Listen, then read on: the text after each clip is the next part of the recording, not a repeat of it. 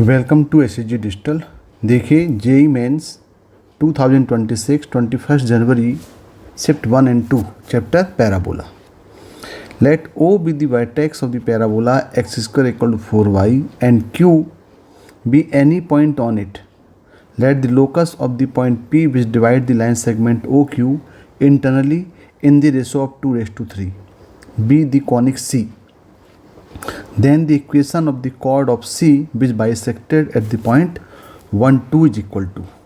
तो देखो यहाँ पे एक पैराबोला दिया हुआ है जिसका O वर्टेक्स है और पैराबोला दिया है X square equal to 4y and Q is any point on it. यानी यहाँ पे हमारे पास एक अपवर्ड पैराबोला दिया हुआ है। देखिए यहाँ पे एक अपवर्ड पैराबोला है, ये एक अपवर्ड पैराबोला दिया हुआ है। इसमें O जो है ये ओरिजिन है और यहाँ पे कोई एक पॉइंट दिया हुआ है that is Q, date point Q। मान लें इसका पैरामेट्रिक फॉर्म ले लेते हैं हम। तो ये जो है अपवर्ड पैराबोला के पैरामेट्रिक फॉर्म होते हैं 280 और AT स्क्वायर। लेकिन यहाँ पे A इक्वल टू कितना दिया है, 1 दिया है। तो ये पॉइंट ऑन दी पैराबोला हो जाएगा 2T और T स्क्वायर। अब देखें यहाँ पे दिया हुआ है कि ये इसको ज्वाइन कर रहा है OQ का और यहाँ पे हमें निकालना है लोकस। मान लो हमें निकालना है लोकस P का, इसको हम मान लेते हैं HK, जो इसको इंटरनली 2:3 में डिवाइड कर रहा है। तो यहाँ पे हम लगा देते हैं सेक्शन फॉर्मूला अप्लाई कर देते हैं इंटरनली का। तो डायरेक्टली यहाँ पे H इक्वल टू हो जाएगा, यहाँ पे H इक्वल टू ये हो जाएगा 2 2 जो 4T डिवाइडिंग बाय 3 + 2 हो जाएगा 5 और यहाँ पे K इक्वल टू हो जाएगा ये twice of T square upon 5। तो हम T को एलिमिनेट करके यहाँ पे लोकस निकाल सकते हैं। तो पहले इक्वेशन से T की वैल्यू हो जाएगी यहाँ पे 5H/4 और यहाँ से T स्क्वायर की वैल्यू मिल जाएगी 5K/2। दोनों T को एलिमिनेट कर दें यानी यहाँ पे T की वैल्यू पुट कर दें।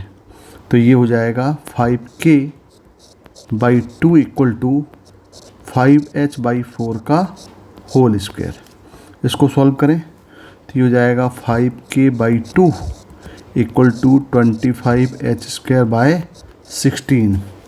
तो सॉल्व करेंगे तो ये मिल जाएगा 5 कैंसिल होएंगे तो हो जाएगा 5H² इक्वल टू ये हो जाएगा 8K। तो हम निकाल लेते हैं लोकस। तो जो लोकस होगा, लोकस मतलब H को रिप्लेस करते हैं X और Y से। तो ये हो जाएगा 5X² इक्वल टू 8Y, यानी ये X² इक्वल टू ये बन गया 8/5Y हो गया। तो देखें भाई ये हो गया लोकस। तो यहाँ पे जो लोकस दिया हुआ है इसको दिया हुआ है C, यानी ये हमारा एक नया कॉनिक मिल गया C। तो C यहाँ पे क्या मिला, जो C है ये कर्व मिल गया X² इक्वल टू 8/5Y, जो ये भी एक अपवर्ड पैराबोला है। अब क्वेश्चन क्या बोल रहा है, then the equation of the chord of C which bisected at the point 1 2 8। यानी यहाँ पे जो बाइसेक्ट कर रहा है मतलब ये तो हो गया equation of chord in which mid point is given. मतलब यहाँ पे यदि हम देखें तो यहाँ पे जो कॉन्सेप्ट आएगा कि यहाँ पे एक अपवर्ड पैराबोला जो C बन रहा है, इसमें हमको निकालना है लोकस ऑफ मिड पॉइंट, यानी बाइसेक्ट कर रहा है। जो मान लो ये पॉइंट यहाँ पे A और B है और इसका जो बाइसेक्ट कर रहा है जिसको हम मान लेते हैं M, ये पॉइंट दिया है 1 और 2, ये दिया हुआ देखें यहाँ पे। Then the equation of the chord of C, हमें निकालना है इक्वेशन ऑफ कॉर्ड निकालना है of C which bisected the point of 1 और 2। अब देखिए यहाँ पे हमारा कॉन्सेप्ट एकदम क्लियर है कि यदि हमारे पास कोई पैराबोला दिया है X² इक्वल टू 4AY और इक्वेशन ऑफ कॉर्ड निकालना है जिसका मिड पॉइंट गिवन है, तो वो होता है कॉन्सेप्ट T इक्वल टू होता है S1। T equal to S1 का मतलब हो गया T उसका टेंजेंट और पर्टिकुलर पॉइंट में। मान ले वो पॉइंट हम मान लेते हैं कि P यहाँ पे मान लेते हैं वो पॉइंट मिड पॉइंट जो है वो X1 और Y1 है।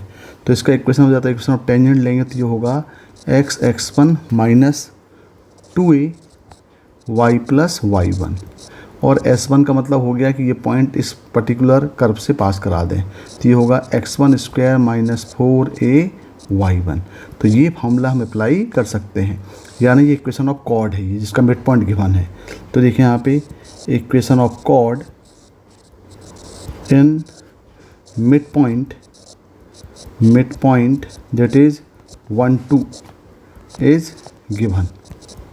तो ये वाला फार्मूला यहाँ पे हम अप्लाई करें, तो ये फार्मूला अप्लाई करेंगे तो ये हो जाएगा t इक्वल टू S1 यानी टेंजेंट हो जाएगा x1 मतलब ये जाएगा 1 इंटू एक्स माइनस क्या दिया 2a, a की वैल्यू कितनी है 2/5, यहाँ से हम a निकालेंगे तो 4a इक्वल टू होगा ये 8/5, तो a मिल जाएगा 2/5।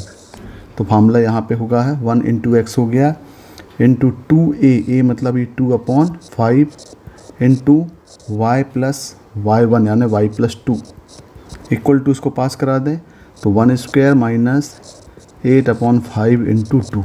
इसको सॉल्व कर लें तो ये हो जाएगा, यहाँ पे सॉल्व करेंगे तो हो जाएगा 5x minus 4y plus 2/5 equal to हो जाएगा 1 माइनस 16/5। इसको आप सिम्प्लीफाई करें तो ये हो जाएगा 5x minus 4y minus 8 equal to ये हो जाएगा 11 माइनस 11, 5 दोनों कैंसिल हो गए। तो यहाँ पे हो जाएगा 5x minus 4y plus 3 equal to 0। ये हो जाएगा इक्वेशन ऑफ ए बी जिसका मिड पॉइंट गिवन है। तो यही आंसर होगा। देखिए यहाँ पे इसका आंसर आ रहा है 5x minus 4y plus 3 equal 0, मैंने आंसर 4 होगा। Okay, thank you. Next question, let y square equal to 12x be the parabola with its vertex at O, let P be the point on the parabola and A be the point on the x-axis such that angle OPA is 90 degree, then the locus of the centroid of the triangle OPA is equal to, यानी यहाँ पे एक parabola हमारे पास दिया हुआ है y square equal to 12x, compare करेंगे तो यहाँ पे y इक्वल टू 4x से तो 4a इक्वल टू 12 मतलब यहाँ पे a हो जाएगा 3 हो जाएगा। यानी एक हमारे पास राइट हैंडेड पैराबोला दिया है। देखिए यहाँ पे एक राइट हैंडेड पैराबोला ये हो गया, इसके वर्टेक्स दिया हुआ है O, यानी ये हो जाएगा इसका वर्टेक्स दैट इज O 0 और 0। और बोल रहा है P the point on the parabola, P हमें वेरिएबल पॉइंट ले लें। यहाँ पे यदि हम P वेरिएबल पॉइंट लेते हैं तो ये हो जाएगा AT स्क्वायर 280, यानी ये हो जाएगा आपका AT स्क्वायर और 280 और ये हमें मालूम है A3 है, तो ये पॉइंट P हो जाएगा यहाँ पे 3T स्क्वायर और ये 60। अब देखें यहाँ पे, अब ये यदि हम इसको ज्वाइन करें तो ये हो जाएगा आपका OP। अब दिया हुआ है कि let A the point on the axis of the parabola such that angle OPA equal 90 degree, मतलब यहाँ से ये एक्सिस में ये जो है यहाँ पे ये मीट करेगा और ये जो एंगल है ये कितना होगा दिया है 90 डिग्री और ये पॉइंट दिया हुआ है A। तो हमें क्या निकालना, हमें ये जो तीनों पॉइंट हैं OPA, ये ट्रायंगल बन गया, इस ट्रायंगल के सेंट्रॉइड का लोकस चाहिए। तो पहले हम इक्वेशन ऑफ AP निकाल लेते हैं। तो इक्वेशन ऑफ AP निकालने के लिए हमें इसका स्लोप मालूम होना चाहिए, क्योंकि पासिंग पॉइंट तो दिया 3T स्क्वायर 60 से हम यूज़ कर लेंगे। तो पहले हम देखते हैं कि यहाँ पे स्लोप ऑफ OP, तो देखें यहाँ पे जो स्लोप है, slope of OP equal to ये हो जाएगा 60/3T स्क्वायर, यानी ये हो जाएगा 2/T। और यहाँ पे ये 90 डिग्री है, मतलब OP परपेंडिकुलर टू PA है। तो इससे क्या होगा कि स्लोप ऑफ जो PA होगा ये इसके परपेंडिकुलर है, मतलब ये हो जाएगा -T/2। तो डायरेक्ट हम इक्वेशन ऑफ AP निकाल सकते हैं अब। तो इक्वेशन ऑफ AP जो पासिंग पॉइंट है ये हमारे पास दिया है 3T स्क्वायर और 60, तो ये यहाँ पे लिख लें y minus 60 equal to -T/2 into x minus 3T square. तो ये इक्वेशन ऑफ AP होगा। अब देखें ये जो AP है ये एक्सिस को A में मीट कर रहा है, तो यदि A में मीट कर रहा है तो ऑटोमेटिकली जो पॉइंट होगा A में, ये एक्सिस में है, तो इसका y कोऑर्डिनेट कितना हो जाएगा 0 हो जाएगा। तो यहाँ पे हम y इक्वल 0 पुट कर दे रहे हैं। तो देखें यहाँ पे y इक्वल 0 हम पुट करेंगे तो यहाँ पे x इक्वल टू मिल जाएगा हमें 12 प्लस 3T स्क्वायर। इसका मतलब जो पॉइंट A है ये पॉइंट हो गया 12 प्लस 3T स्क्वायर और 0। तो देखें ये पॉइंट A मिल गया 12 प्लस 3T स्क्वायर और 0। अब देखें यहाँ पे तीनों पॉइंट हमें O मिल गया, A मिल गया और P P मिल गया। अब हमें इसका लोकस निकालना है, इसका सेंट्रॉइड का। तो मान लेते हैं कि let G that is HK is centroid of triangle OPA। Centroid का हमें मालूम है कि x1 plus x2 plus x3/3 और y1 plus y2 plus y3/3।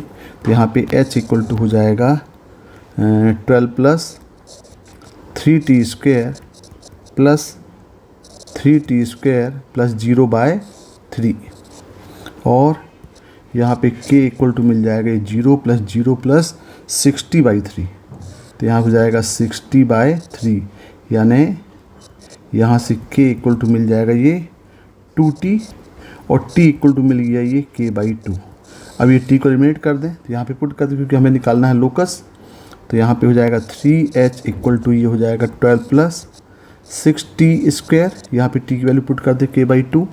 तो 3h equal to 12 plus 6 into k/2 का स्क्वायर। सॉल्व करेंगे तो यहाँ पे हो जाएगा ये 3 से सबको डिवाइड कर दें तो h इक्वल टू जाएगा 4 प्लस 2 इंटू k²/4। तो यहाँ पे यदि हम सॉल्व करेंगे तो ये हो जाएगा आपका ये 182 कैंसिल हो गया। तो ये हो गया 2h minus 8 equal to k²। और हम लोकस निकाल लें, लोकस मतलब h और k को हम रिप्लेस कर दें लोकस इसका g का।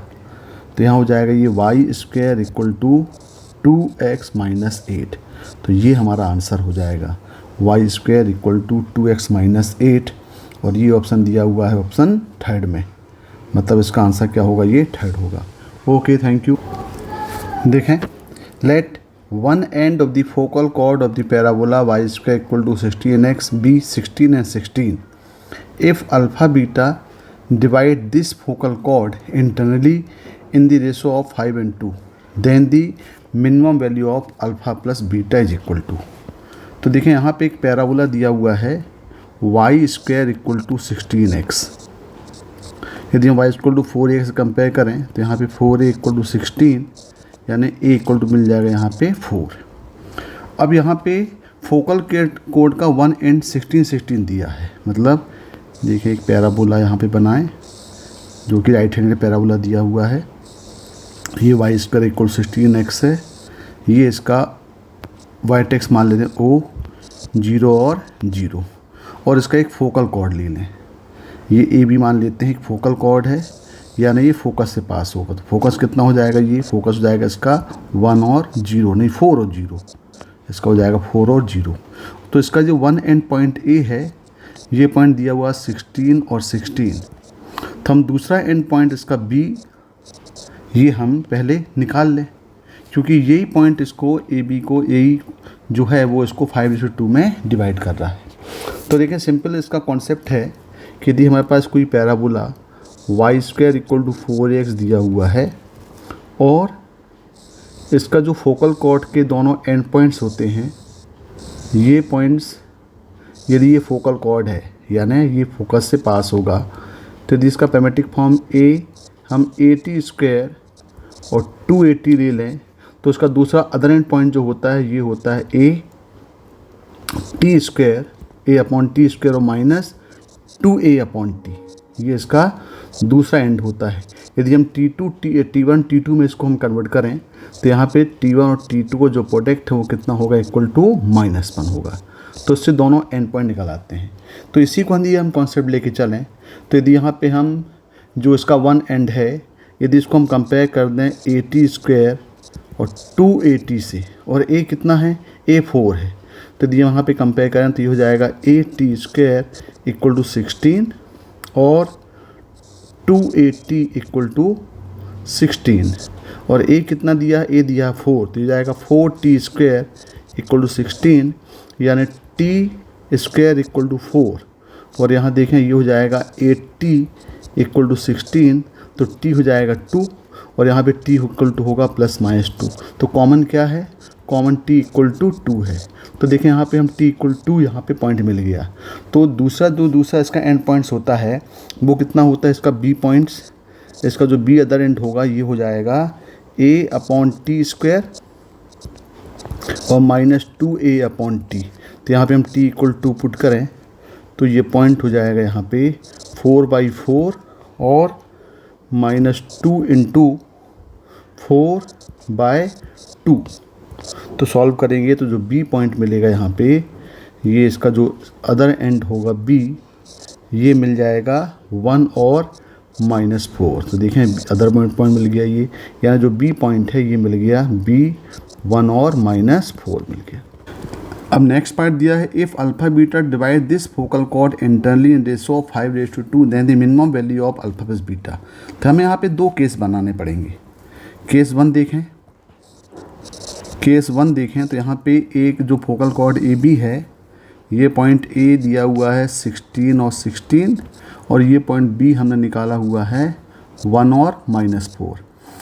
तो यहाँ पे जो पी पॉइंट अल्फ़ा बीटा है ये इसको 5:2 में डिवाइड कर रहा है। पहला केस तो ये है। और दूसरा यदि हम केस देखें, यहाँ पे दूसरा केस बनाएं, केस 2, तो पॉसिबल, क्योंकि यहाँ बोल रहा है minimum value alpha plus beta निकालना है। दूसरा केस ये भी हो सकता है क्योंकि फोकल कॉर्ड को पी अल्फ़ा बीटा डिवाइड कर रहा है, मतलब पी अल्फ़ा बीटा जो है वो फोकल कॉर्ड ए यानी 16 और 16 और बी मतलब पॉइंट 1 - 4 को ये यदि 5:2 में कर रहा है तो ये 2:5 भी हो सकता है, क्योंकि स्ट्रिक्टली यहाँ पे गिवन नहीं है कि कौन सा डिवाइड कर रहा है। ए बी को इंटरनली डिवाइड कर रहा है 5:2 में कि 2:5 में। तो यहाँ पे हमें सेपरेटली सेक्शन फार्मूले अप्लाई करने पड़ेंगे।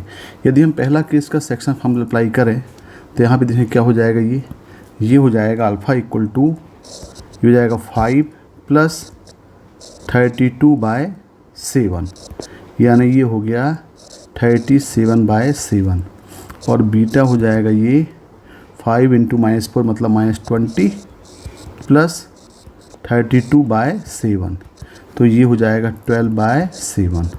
दोनों को ऐड कर दें यहाँ पे, तो अल्फ़ा प्लस बीटा की वैल्यू कितनी मिल जाएगी, ये हो जाएगा 37 + 12/7, यानी हो जाएगा 49/7, यानी ये हो गया 7। तो अल्फ़ा प्लस बीटा की वैल्यू यहाँ पे कितनी मिल गई, 7 मिल गई। दूसरा केस बना लें। दूसरा केस में देखें यहाँ पे अल्फ़ा क्या मिल जाएगा, ये भी इंटरनली डिवाइड कर रहा है, 2:5 ले रहे हैं यहाँ पे, तो अल्फ़ा इक्वल टू हो जाएगा ये 2 + 80/7, यानी हो जाएगा 82/7, और बीटा इक्वल टू -8 + 80/7, यानी यहाँ पे हो जाएगा 72/7। तो यहाँ पे हम अल्फ़ा बीटा निकाल लें, तो alpha plus beta equal to हो जाएगा ये 82 + 72/7, यानी ये हो गया 144/7, मतलब ये आएगा ये हो जाएगा आपका 154, ये हो जाएगा 154, मतलब ये आएगा 22। तो यहाँ पे अल्फ़ा प्लस बीटा कितना आ गया, ये 22। लेकिन क्वेश्चन पूछ रहा है कि what is the minimum value of alpha plus beta. तो अल्फ़ा बीटा कितना आ गया, अल्फ़ा प्लस बीटा आ गया यहाँ पे 7।